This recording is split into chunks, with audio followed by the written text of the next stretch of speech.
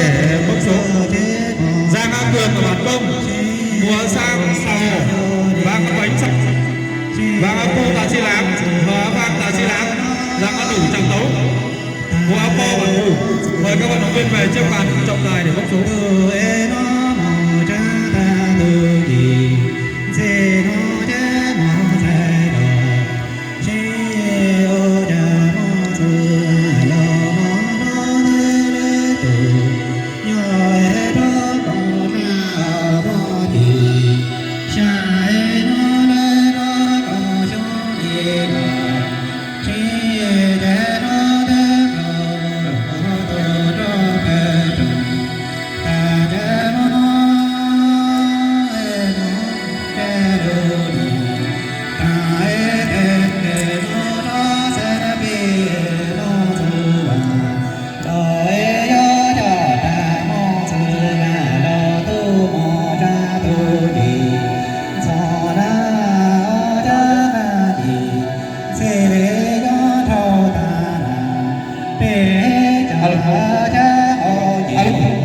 Mời đồng viên của em đẩy người áo cân 55-60 sang bản buồng về trước bàn của trọng tài.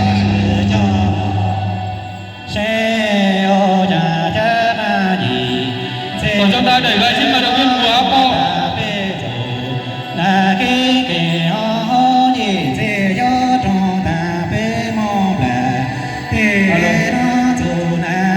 Đề nghị xã Bản Hồ, xã Tà Hồ, xã Tạ Chi Láng, xã Pá Hu, xã Tràng Tấu, xã Bản Công, xã Pá Lau và xã Làng Nghề chúng ta tập trung về khu vực mau đấy ạ. Chúng ta không nên gọi mãi được đâu. Các ông chí khẩn trương đưa vận viên mình về vị trí đấy.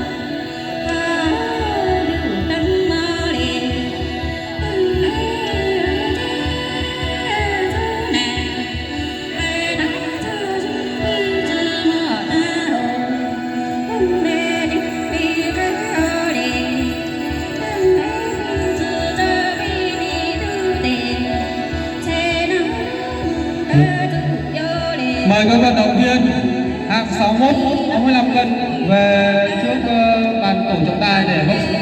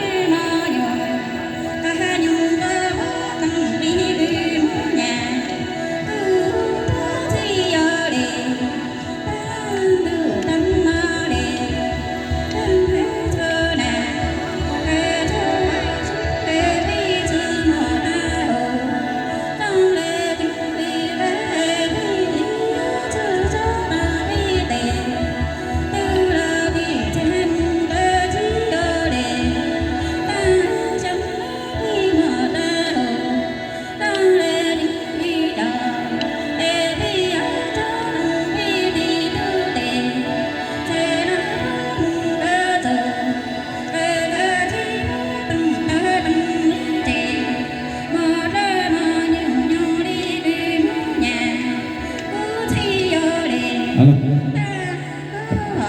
Hàng cân đề nghị các vận động